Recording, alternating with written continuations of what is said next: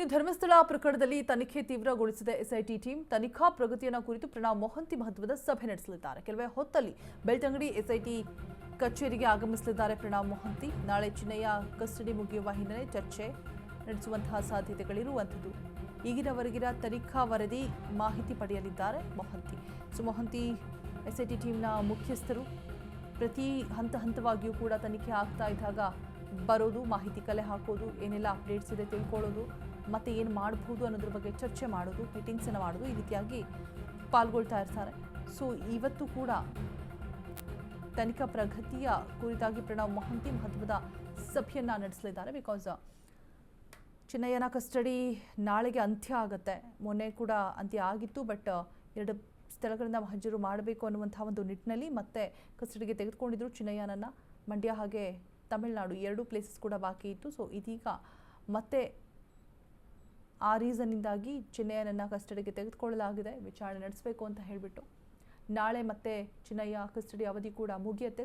ಆ ಕಾರಣದಿಂದಾಗಿ ಯಾವ ರೀತಿಯಾಗಿ ತನಿಖೆ ಆಗಬೇಕು, ಫೈನಲ್ ಸ್ಟೇಜ್ ಅಲ್ವಾ. ಒಂದಷ್ಟು ಸಭೆ ಮಾಡಿಬಿಟ್ಟು ಅದಾದ ನಂತರ ನಿರ್ಧಾರವನ್ನು ಕೈಗೊಳ್ಳಲಿದ್ದಾರೆ, ವಾಟ್ ನೆಕ್ಸ್ಟ್ ಅಂತ ಹೇಳಿಬಿಟ್ಟು. ಮೊಹಂತಿ ಅವರು ಬಂದು ಮಾಹಿತಿಯನ್ನು ಕಲೆ ಹಾಕ್ತಾ ಇದ್ದಾರೆ. ತನಿಖೆಯ ಪ್ರಗತಿ ಎಲ್ಲಿ ತನಕ ಬಂದು ತಲುಪಿದೆ, ಏನೆಲ್ಲ ಆಗಬೇಕು, ಎಲ್ಲದರ ಬಗ್ಗೆ ಮಾಹಿತಿಯನ್ನು ಕಲೆ ಹಾಕಿ ಹೋಗ್ತಾ ಇದ್ದಾರೆ.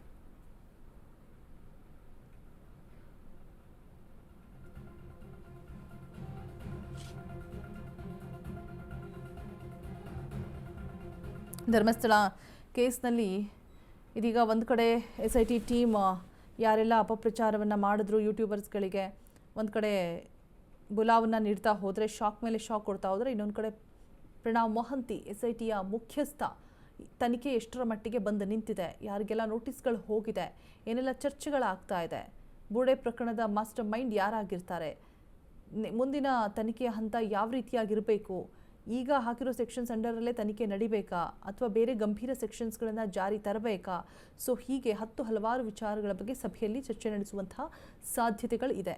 ಹಾಗೆ ಯೂಟ್ಯೂಬರ್ ಸಮೀರ್ಗೂ ಕೂಡ ನೋಟಿಸ್ ಹೋಗಿ ವಿಚಾರಣೆ ಮುಗಿದಿದೆ. ಇವತ್ತು ಕೂಡ ವಿಚಾರಣೆ ಮುಂದುವರಿಸುವಂತಹ ಸಾಧ್ಯತೆ ಇದೆ. ಮುಂದಿನ ತನಿಖೆ ಯಾವ ರೀತಿಯಾಗಿ ಇರಬೇಕು, ಹಾಗೆ ಮಟ್ಟಣ್ಣನ ಚಿನ್ನಯ್ಯ ಕಸ್ಟಡಿ ಅಂತ್ಯ ಆಗುತ್ತೆ ನಾಳೆಗೆ. ಇವತ್ತು ಯಾವ ರೀತಿಯಾಗಿ ಫೈನಲ್ ಸ್ಟೇಜ್ನ ಒಂದು ತನಿಖೆ ಆಗಬೇಕು ಅನ್ನುವಂಥದ್ದನ್ನು ಕೂಡ ಹೇಳಿದ್ದಾರೆ. ಎಸ್ಐಟಿ ಕಚೇರಿಗೆ ಆಗಮಿಸಿದ್ದಾರೆ ಪ್ರಣವ್ ಮೊಹಂತಿ. ದಕ್ಷಿಣ ಕನ್ನಡ ಜಿಲ್ಲೆಯ ಬೆಳ್ತಂಗಡಿ ಎಸ್ಐಟಿ ಕಚೇರಿಗೆ ಆಗಮಿಸಿದ್ದಾರೆ.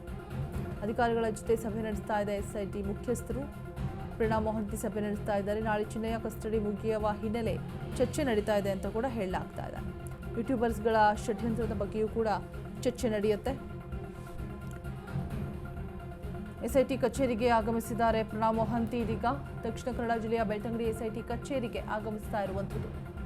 ಅಧಿಕಾರಿಗಳ ಜೊತೆ ಸಭೆ ನಡೆಸ್ತಾ ಇದ್ದಾರೆ ಎಸ್ಐಟಿ ಮುಖ್ಯಸ್ಥ ಪ್ರಣವ್ ಮೊಹಂತಿ. ನಾಳೆ ಚಿನ್ನಯ್ಯ ಕಸ್ಟಡಿ ಮುಗಿಯುವ ಹಿನ್ನೆಲೆ ಈ ಒಂದು ಸಭೆಯನ್ನು ನಡೆಸಿ ಚರ್ಚೆಯನ್ನು ಮಾಡಲಾಗ್ತಾ ಇದೆ. ತನಿಖೆಯಲ್ಲಿ ಚಿನ್ನಯ್ಯ ಬಾಯ್ಬಿಟ್ಟಿರೋದು ಕೆಲವು ಅಂಶಗಳು ಮಾತ್ರ. ಕಂಪ್ಲೀಟ್ ಆದಂತಹ ತನಿಖೆ ಯಾವ ರೀತಿ ಇರಬೇಕು, ಕಸ್ಟಡಿ ಅಂತ್ಯಗೊಳ್ಳುತ್ತೆ ಬೇರೆ ನಾಳೆ. ಹಾಗಾಗಿ ಒಂದಷ್ಟು ಪ್ರೀ ಪ್ಲಾನಿಂಗನ್ನು ಮಾಡಿ ವಿಚಾರಣೆಯನ್ನು ನಡೆಸೋದಕ್ಕೆ ಮುಂದಾಗಿರುವಂಥದ್ದು.